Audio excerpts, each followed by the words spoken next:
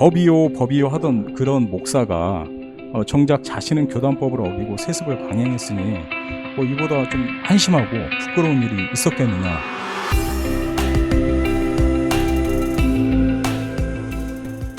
여수음파교회 부자 세습은 노골적이면서 편법적으로 이루어졌고요.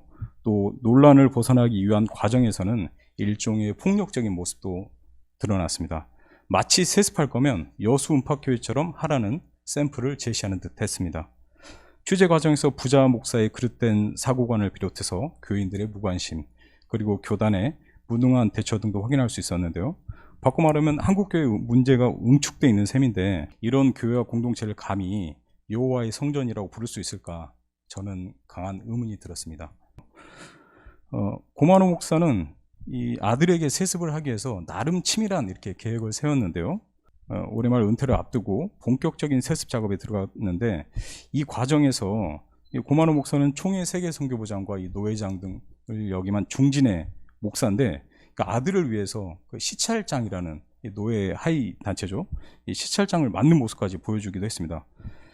줄곧 여수음파교회에서 부목사로 지내온 아들 고여셉 목사는 2021년 2월 여수노회 부목사직 사임서를 제출합니다. 그리고 아버지 고목사는 여천 동시찰장으로서 4월에 여천음파교회 설립을 청원하고요. 이 안건은 노회에서 통과가 됐습니다. 두 달 뒤, 그러니까 작년 6월이죠. 여수음파교회는 그 주보에 이제 공지를 내는데요. 하나님의 인도하심이 있어서 우리가 이제 여천음파교를 세운다고 이렇게 공지를 했고요.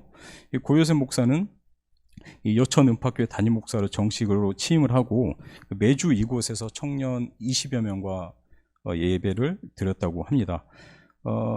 페이퍼 처치기 의혹이 있긴 있었는데 형식적으로는 빠짐없이 예배를 드린 것으로 확인이 좀 됐습니다. 물론 이제 어차피 세습을 위한 과정이었기 때문에 이 페이퍼 처치 여부가 중요한 것 같지는 않습니다. 부자 세습은 지난해 12월 26일 여수음파교회 공동회에서 사실상 완료됐고요. 여천음파교회 합병을 하고 고여셉 목사를 후임 목사로 청빙하로 결의를 했습니다. 이제 반대하는 교인이 단 한 명도 없었다고 하네요. 여수음파교회 한 장로는 저한테 세습금지법보다 개교회법이 더 중요하다거나 교회 안정을 위한 선택이었다면서 전혀 개의치 않아 했습니다. 여수음파교회가 세습금지법만 어긴 거냐? 또 그게 아니더라고요. 이제 부목사는 위임 목사를 바로 승계할 수 없고 2년 이상 경과해야 위임이 가능하다는 또 헌법이 있는데 그 또 다른 교단법마저 어기게 된 상황인데요. 이제 불법이 불법을 낳는 상황이다 보니까 고만호 목사의 선택지는 좁아질 수밖에 없었던 것으로 보입니다. 이제 명성교회처럼 정면 돌파할 자신은 없었는지 몰라도 올해 3월 6일 공동회를 열고 교단을 전격 탈퇴합니다. 이 여수음파교회의 부자 세습은 여수 지역 안에 있는 목사들한테도 좀 적지 않은 영향을 미쳤는데요. 한 목사님은 이 일로 여수교회들이 실제로 전도도 잘 안 되고 본인도 얼굴 들고 다니기가 좀 많이 창피했다고 이렇게 말씀을 하셨고요.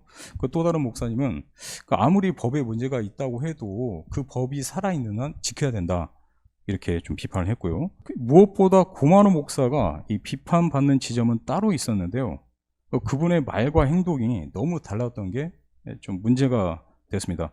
이제 고 목사는 그 예당 통합교단의 반동성애 광풍을 몰고 온 장본인인데 그 무슨 이유에서인지 총회에서 동성애를 반대하는 법을 만들고 또 이 법을 앞세워서 동성애를 옹호한다는 이유로 신학생들을 축출하고 또 심지어 신학대 총장들을 앞세워서 앞에다 불러 세워놓고 사상 검증까지 하려고 하지 않았습니까?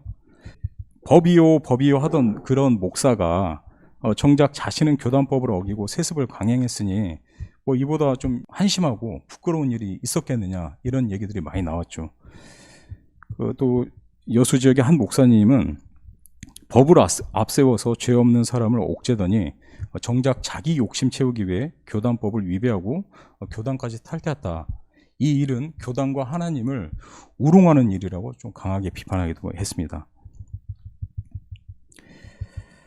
지역의 많은 교회에서 여수음파교회 세습을 직간접적으로 비판을 했는데 그런데 정작 여수노회 임원진만은 조용했습니다. 이 문제로 시끄러워도 아직 서류가 올라오지 않았다는 이유를 대면서 적극 나서지 않았고요. 명성교회 사례를 본보기 삼아서 충분히 주의나 제재를 줄 법도 한데 사실상 2달 넘게 관망만 했고 결국 여수음파교회가 아무런 제약 없이 교단을 탈퇴할 수 있는 길을 열어줬고요. 또 이제 고만호 목사는 처음부터 끝까지 그 외부 세력이 교회를 공격하니까 교인들한테 함께 지키자, 함께 기도하자. 여러분도 나한테 은혜를 받았으니까 나를 위해서 기도해달라. 이렇게 구호성 외침으로 일관했는데요. 근데 이제 가만 보면 정작 교회를 흔든 세력, 그러니까 그 장본인이 본인이라는 생각을 전혀 못하고 있더라고요. 만약 세습을 하지 않았다면, 그리고 교단법을 지키면서 젊은 목사를 후임으로 세웠다면 과연 고만호 목사와 여수음파교회가 지금처럼 손가락질 받을 수 있을까? 물론 전반적인 이 모든 일은 고만호 목사를 지지하는 다수의 교인들이 있었기에 가능했을 겁니다. 고만호 고혜세 부자 목사는 일련의 과정을 통해서 비록 논란이 있었지만 앞으로 적어도 수십 년간은 여수음파교회를 손에 쥐고 자신들이 가져갈 수 있는 발판을 마련했다고 생각이 들고요. 이렇게 부자 목사가 자신들의 세습을 정당화하고 그 책임을 온전히 외부에 돌리면서 이 성전을 사유화하는 이 행위가 과연 우리가 생각하는 그리스도의 공동체, 그리고 우리가 생각하는 하나님의 교회인지 저는 좀 강한 의문이 들었다고 말씀을 좀 드리고 싶습니다.